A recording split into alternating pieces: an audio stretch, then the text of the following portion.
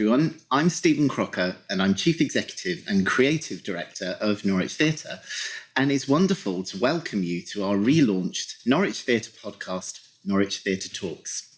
Every month we'll be broadcasting here from my new podcast corner in the playroom at Norwich Playhouse. For this first episode, I'm absolutely delighted to welcome the wonderful Joe Tracini, who this year is starring as Jack in our Norwich Theatre Royal pantomime, Jack and the Beanstalk.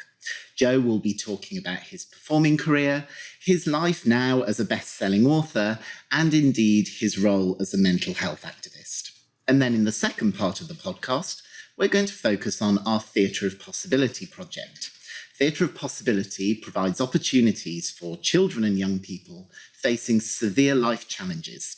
And across the Christmas period this year, we'll be fundraising to support another year of this vital activity. Now, it's really important to us that this is your podcast. So after you've listened, or even while you're listening, let us know your thoughts about the things you've talked about, or just get in touch with us and let us know your highlights of your time at the theatre or things you might like us to talk about going forward. This month we've opened Panto and we're really thrilled with the response we've received so far. It's wonderful to hear your feedback.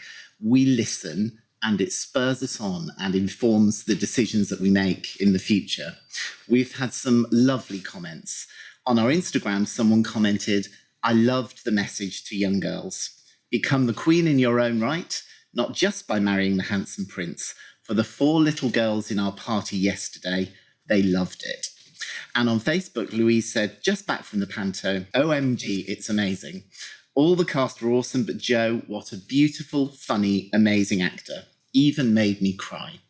Please keep giving us your feedback because it really spurs the cast on to give you their absolute all.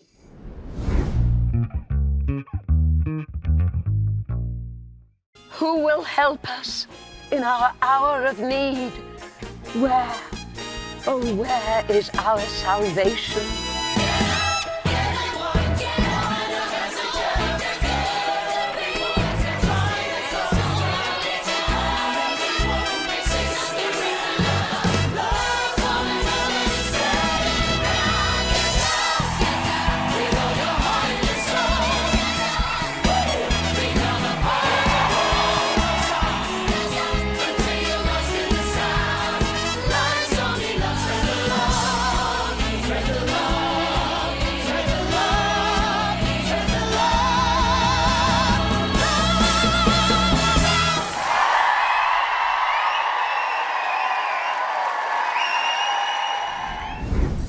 Well, this leads me really nicely to our very first podcast guest. Now, I will say I made a special request for this person because my first outing as host of this podcast, I'm going to admit I was a little bit nervous and I wanted to have officially the kindest and most generous performer I have ever met.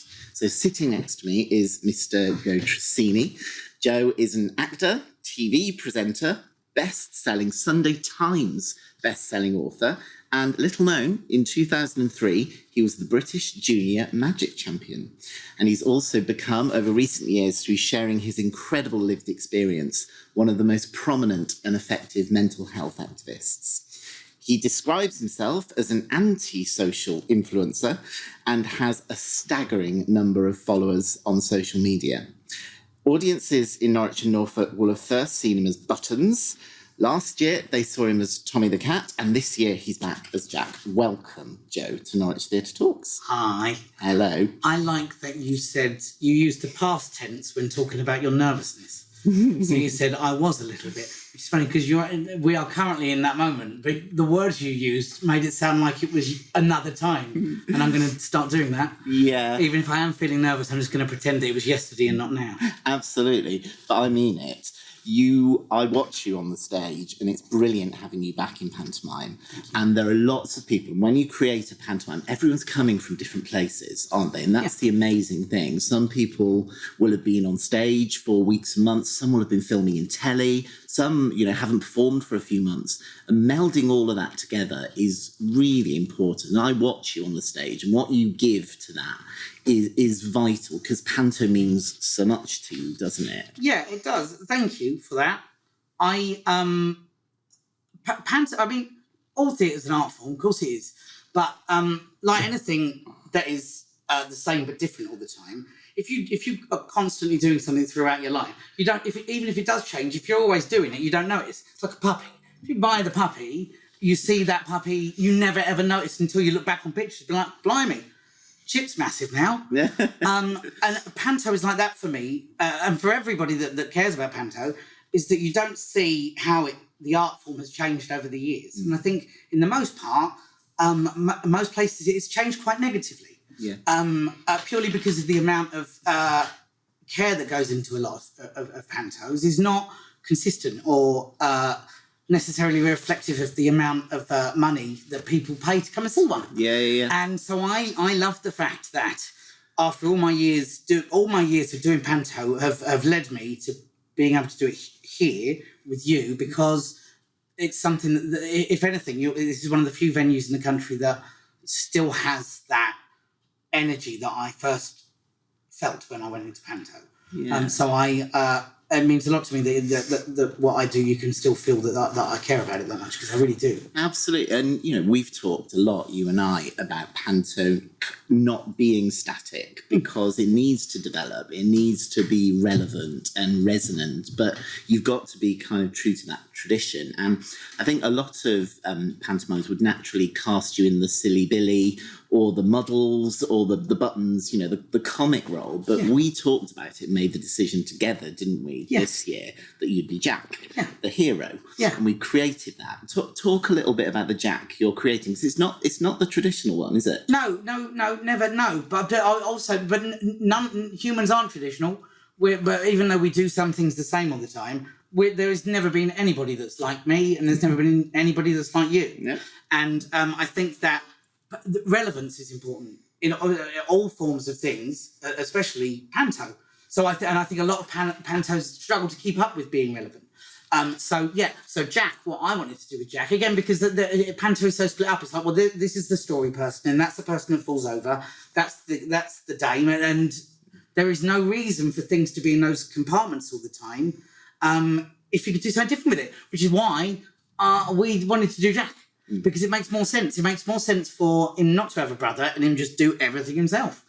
And especially because of what's going on in the world, panto is an opportunity for people to get together, breathe, not have to worry about anything for a little while. And also, I think, which again is really what you then the theatre kindly enabled me to do, is try and force feed a message in there that isn't, everything's gonna be fine, you're all right. that is slightly more realistic, because I do think, as grown-ups, as the only grown-ups that currently exist, we have a responsibility to the children that don't know what's happening, to let them know that we care.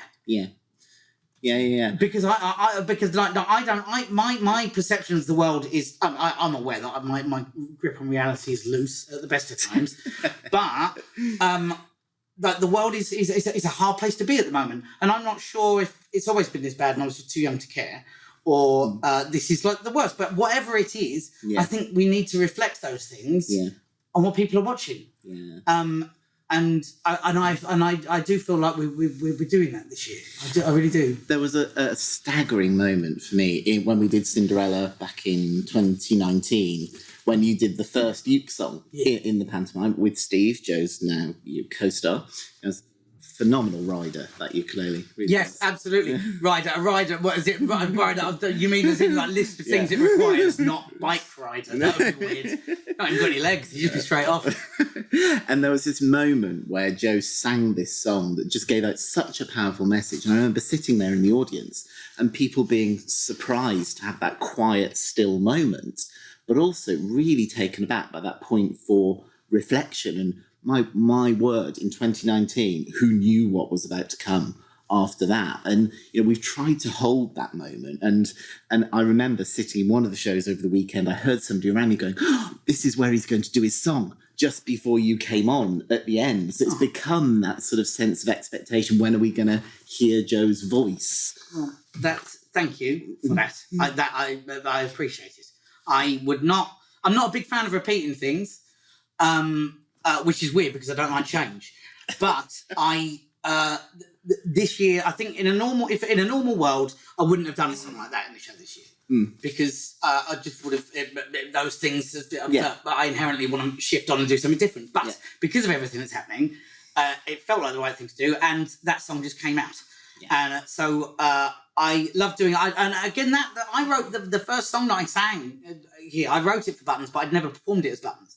I've sort of forced it into a show years before. It was all right, but it was weird. It stood out, and it was just something that I knew that I wanted to do. I had a way I wanted to do it in my head. Yeah. And through sheer luck, what we ended up doing that year was exactly what I'd always had in my head for the thing. So I wasn't putting too much pressure on myself in doing it. I was just really pleased that it's very rare when you have an idea creatively, especially in something like panto, that it actually happens in exactly the way that you hope that it would. Yeah. And I love doing it. I love doing it every time that I did that. It's a very, very fond memory, especially when World Turned Upside Down. Yeah. That was a real, it's as silly as it sort of sounds like a small thing, but just the way that we did that, I was very proud. I was like, hey, listen, I love panto. And if that was the last panto I ever do, I'm so glad that was it. I'm glad that I'm thrilled that there are more pantos happening and, that I'm here. But at that point, I was very, very glad that I'd been able to do it in the way that I'd intended. But it's about honesty, isn't it? And I think, the songs that you've done and the book that you've recently written is about you sharing things. Often people are really scared to share. You open yourself up, don't you, to say it's okay to be who you are, no matter what flaws you've got. Own them and, you'll be okay. Yeah. And how does performing fit in with that for you? Because you'd think it would be a kind of a jarring thing, wouldn't it? You're going to play a role on the stage, yet you are someone that's intensely honest. How does it feel when you go on stage? The short answer to your question is safe. Yeah. That's it. It has taken me 34 years to work that out and actually be confident in the fact that that's what it is. I've done things, I feel things that here I am. My main thing now is that if bad things happen or bad feelings happen, is that I make sure I don't feel them for nothing. So if I make a mistake, anything like that, I try and keep aware of myself and the things that I do. The great thing about being on stage is I ain't got to worry. Whatever happens for that amount of time, this is where I am and this is the thing. There's a great... do you like Michael Bublé? Yeah. He's good. There's a great documentary about him. There's a bit where he's just about to go on and the person says... There's about, 40,000 people out there. The person doing the documentary says, how are you feeling? He said, it's the best part of my day because this is just what I do. And that is how I feel. I do genuinely feel like however it goes, best bit of my day. Yeah. Because I get to do what I love to do with an audience. Yeah. And audiences are great. I love audiences. Yeah. I hate groups of people. Yeah. But I love audiences. Yeah. And they're different things. You can get lost in a group of people. But if you're in an audience, you're not on your own. It's about that. I've watched you perform, and we've known each other for years now and had lots of contact. And you wrote it in the book. Joe published his book about 4 or 5 months ago, 10 Things I Hate About Me. And you say it in the book that whenever you meet people, the first thing you'll say to them is, are you okay? Yeah. And it's something we all forget to ask, isn't it? And that's about living in the moment and being present with feelings, isn't it? Yeah, absolutely. And it is something, I think it's, I completely know what you mean. But I also think it's something that we remember to ask, but we forget to mean. Yeah. So, it's constant. It's just how are you? Find you. The amount of times in a day, if I'm not clicked in, I'll see somebody and say, hi, how are you? And I go, fine, you? And I go, yeah, good. You? Yeah. And then there is a third time that I start asking how people are, which is entirely irrelevant. But it's because I don't actually mean the words that I'm saying. None that doesn't mean I don't care. It just means that I think as people, we are wired up to speak on a certain social level. And that's something I learned in the sort of like rehabs and all that sort of stuff that I've done over the years, is that it's quite jarring when I first went in there. And the first time I asked somebody how they were and they said, awful. I was like, hang on, sorry, what? What do I do with that? And that's the best way to be in life, I think. And if you don't ask the question if you don't want the answer. Yeah, absolutely. Well, I'm going to turn the question back because having read the book, and you are so open with your story and what's brought you to this point. How are you now? How am I now? I am awful. Yeah, I am awful. I'm awful at all times. Nowadays, if you see me anywhere, not good. I've had to lower my bar of what okay was since everything's happened because I was losing a lot of time waiting for the world to change again. And then I realised that it wasn't going to because all of the things I was waiting for were actually happening again. But I changed. Yeah. So really, I was waiting for things to change, but they never will because they're things. And the thing about things is that they don't know anything. So, like, I am not a thing. I am a me. I remember things. Things don't. Yeah. So, like, that's something that I've had to really go, okay, what are you waiting for here, and can you control it? No. Yeah. So I have to control me, and I can never control how I can feel, what I feel. I can only ever control whether or not I tell you. Yeah. So I do tell you, and I just expect how I feel to be not great in the hope that it might be. Yeah. There's not ruling it out. Like, I'd love to be great. That's good, and I hope one day I am. But I'm not great more than I'm great, so I should expect the thing that I am more, so I'm not disappointed. Yeah. It's a staggering book, and you must be amazed by the response. I know that you are so humble, and that you've created that book as a way of sharing your story and raising awareness about BPD, so that it can help people. How do you feel about that? Because this started for you, didn't it, just before lockdowns, and this was a way of processing the crazy situation you ended up in lockdown, being up in the north with Holly's parents, kind of by accident. Yeah. And now over that period of time, it's taken you to an extraordinary place where nobody is talking about BPD in the way that you are, or exposing some of the myths behind personality disorders. Yeah. And owning their identity in that way. How does that feel now? My feelings barometer is inconsistent, to say the least. Yeah. So I'm aware that how I feel is generally wrong.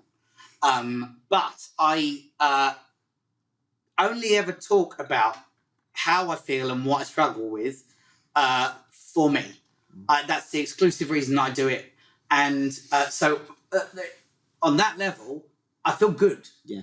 Because it works. Because I know that wherever I go, there might be somebody there that already knows that I'm not all right. Yeah. I crossed the road on the way, example. I love things like this.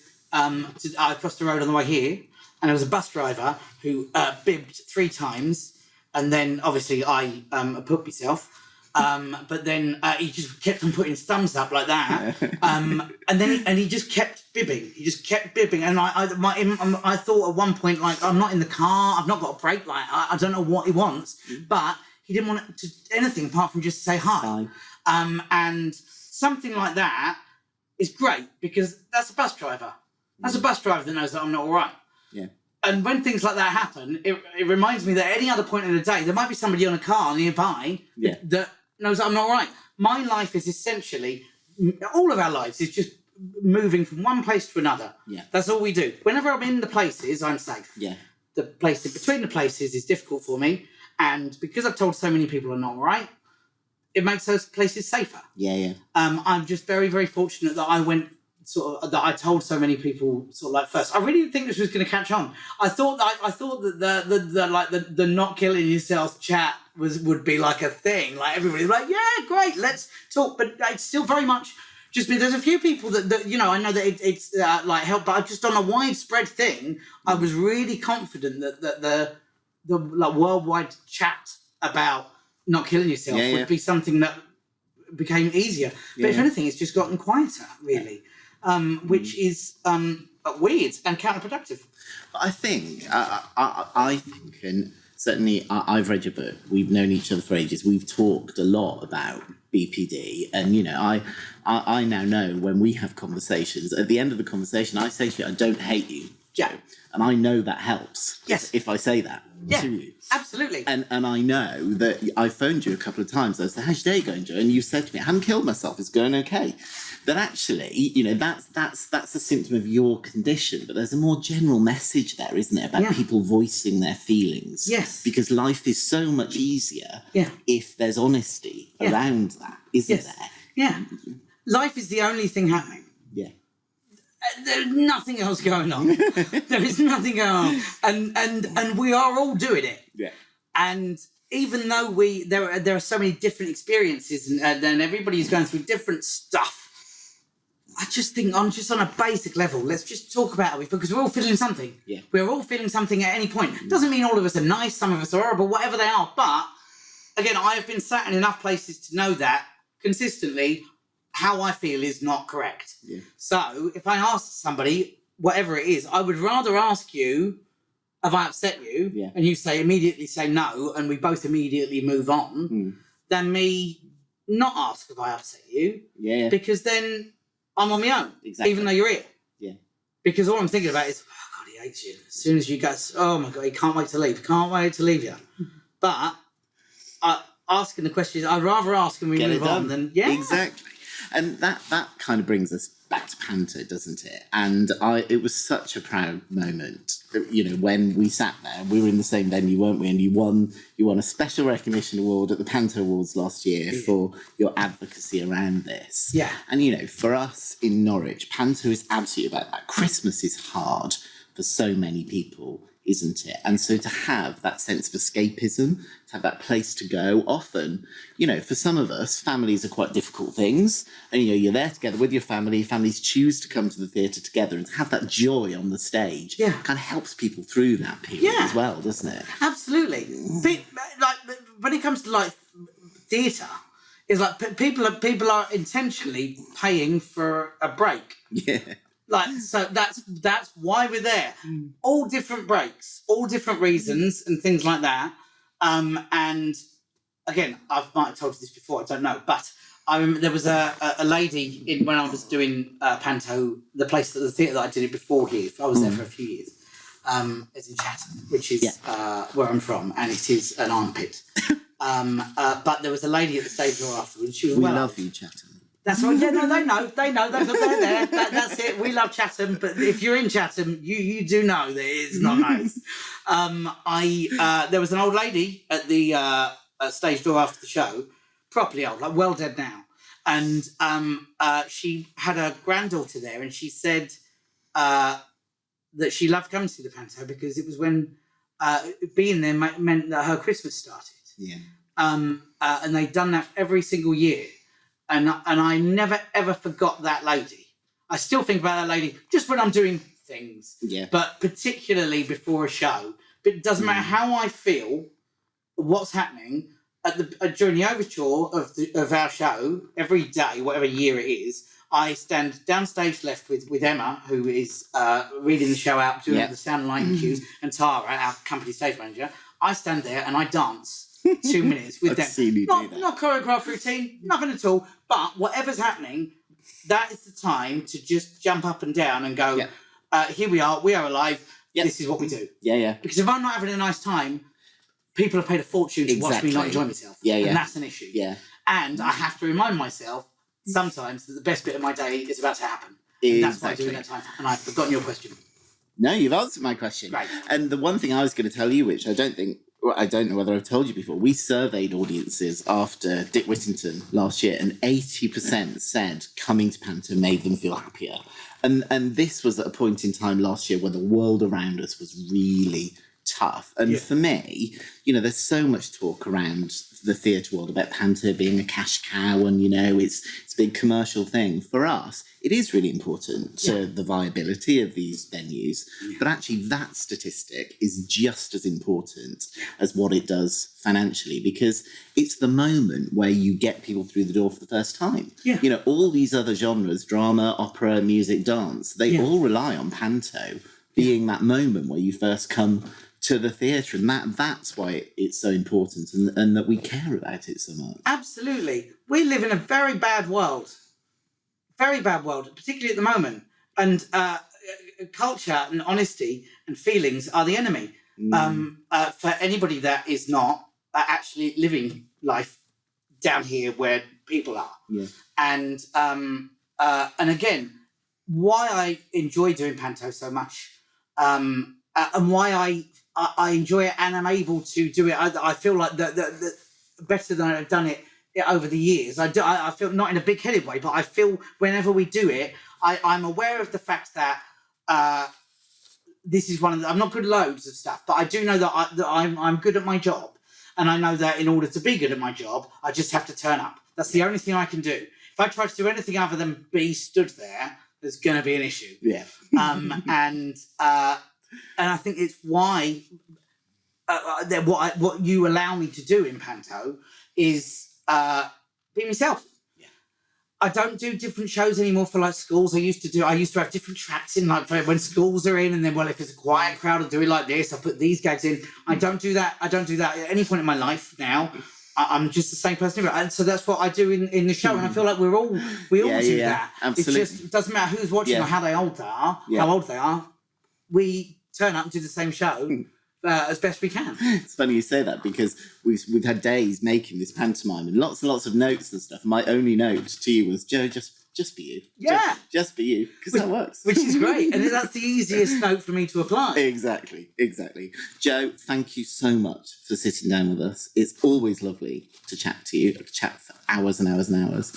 And thank you for talking and being my first guest and helping me through this as well. Did I help you, really? You did. Well, yeah, but I didn't really help. I just answered. It would have just been 15 minutes of you asking questions, looking at a leaf. Exactly.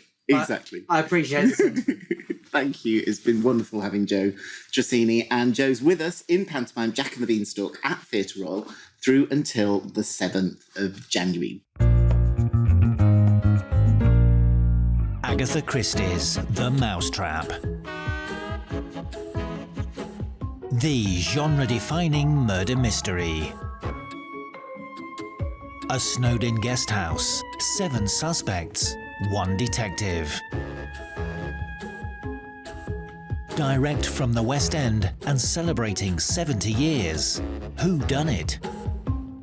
The Mousetrap. Don't just see it, solve it. Creativity helps us express our thoughts and feelings, as we heard from Joe Tracini earlier on. And through these podcasts, it's really important to me that we shine a bit of a light on other elements of the work of Norwich Theatre. And it's a chance to meet some of my amazing colleagues who help make all of that work happen. Now, alongside our pantomime at Theatre Royal and our Christmas shows here at the Playhouse, we are running a Christmas fundraising appeal this year. We've done this every year for the past 5 years to raise funds for a specific project as part of our creative engagement programme. And I'm really pleased that with me now on our first ever podcast is Elspeth Hunter, who's Creative Engagement Project Manager. And welcome, Elspeth. And now, why don't you start by telling us a little bit of what the Creative Engagement team get up to? Sure. So the Creative Engagement team at Norwich Theatre, quite a small team, but we have a quite big impact, we think. We work lots with local families, the local community in general, and really we just want to make sure that people have access to the creative arts and can get creative themselves. I think it's important to understand that creativity can really enhance your well-being. So we want to provide experiences where people can come to the theatre and leave feeling better for it. That might be through workshops, that might be through talks. We feel we have a bit of a role to sort of, to provide that for people. And we believe we can sort of enhance people's emotional and social skills and well-being through creativity. Amazing. And this year we're raising money for a project that you guys have been developing for some time, and it's called Theatre of Possibility. Now, just tell it, that's an amazing name. Right, tell us what it's all about. So, Theatre of Possibility first started in 2019 after a bit of consultation with families, with charities, and there was a clear need for activity and provision outside of school hours, outside of those formal education hours. So a lot of Theatre Possibilities work happens in half terms, it happens at the weekend, and it's that kind of thing of replicating those school hours so that some young people might find it challenging to have that change in timetable. So we're just trying to sort of reflect those school hours, and really what it's for is for young people who are experiencing or have experienced severe life challenges. So in the past we have worked with the Wherry School on a summer school, which ended in an amazing production for them, and really it's about sort of providing a space, a really free space where young people can come and be themselves, explore their creativity, find out who they are creatively, and it's really for those young people. And I guess some of those young people that you'll be particularly working with will find that school environment and that curriculum environment sometimes maybe isn't the place where they thrive most. I think that's very popular. I think, for a lot of people it can be quite restrictive, those sort of school environment, exams, stuff like that. So having a space where these young people feel they can be themselves, they can learn in their own way. We work with practitioners who are very skilled in this area. They work with young people a lot. They work in different contexts. So, they do their best to make everyone feel welcome within that space and allow everyone to work in their own way creatively. Yeah. And the project started in 2019. And as you say, like a lot of our engagement work, it came from conversations, understanding where the need is and where we can be most helpful. Yeah. But here in 2022, gosh, the challenges around us will be different from 2019. And I guess the need greater. Absolutely. From conversations we have had, it's very, very clear that the pandemic has had a massive impact on our young people locally. There's a big drive locally for young people to access workshops or provision that's going to really enhance their social skills. Young people in the community may have not had as much exposure to the creative arts because of the pandemic. And, we want to give them the best life chances. So it's all about sort of listening to our charities, finding out what it is that their service users really, really would like from us and how we can help them. And clearly, those social and emotional skills are something that we're focusing on as a request from the people that we work with. And how will we identify the young people to take part in the Theatre of Possibility sessions? So Theatre of Possibility has lots of projects that go on throughout the year. In February half term, we are just about to announce our provision there. That will be working with autistic children. It's a certain way of working that we use, like I said, sometimes non-verbal, and people will be identified through the charities that we work with, but that is open access. We often provide, very unique, specific programs for charities in particular. If they've, identified a particular need for a particular group, we're very much led by the conversations that we have with our partners. Yeah. And just paint a bit of a picture of the kind of things when young people come to these sessions that they will be doing. Is it a particular art form or is it a mix? Sure. So previously it has been very much sort of drama skills based. So like I said, those sort of fun games, group exercises. It could be mime. It could be really, really interesting sort of communication games with no words whatsoever. The programme that's happening in February half term, we're actually keeping it a bit open this time, just because we really want to be led by the participants in the space. So it's going to be more issue based rather than sort of based on the exact practice in the room. We're going to ask the young people, what's important in their world.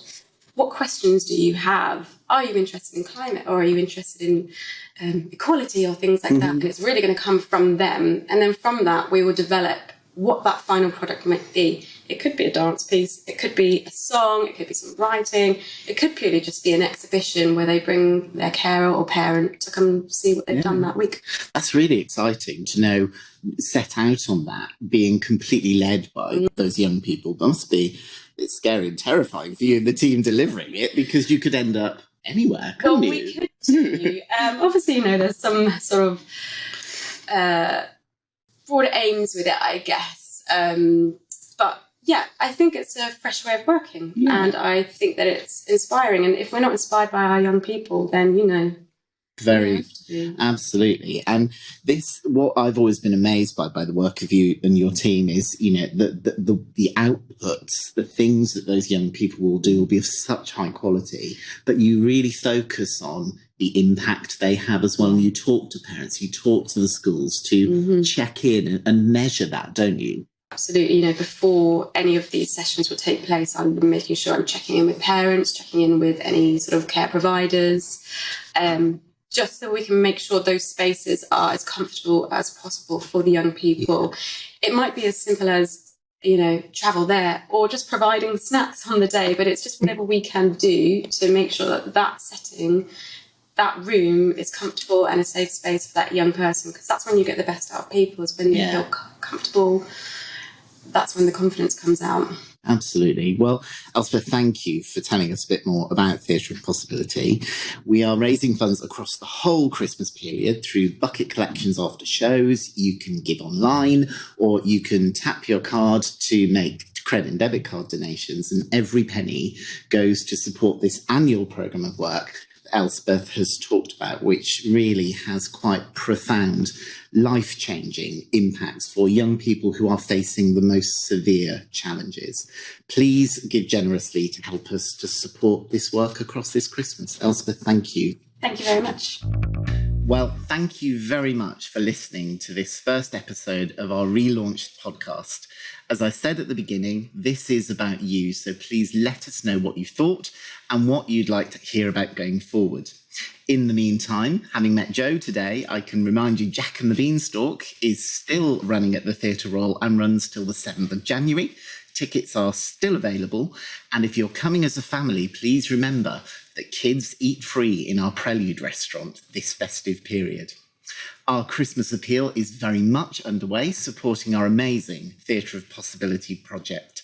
So please give generously as you're passing through our buildings or through our website. And finally, all that's left for me to say is to wish you all a fantastic festive period, and to all those you care for. We'll be back in January with our second episode, which will feature TV presenter and high-performance podcast host, so no pressure for me, Jake Humphrey, who will be talking about high performance and the new live show of the podcast that he's creating with us here at Norwich Theatre. Happy Christmas and a Happy New Year.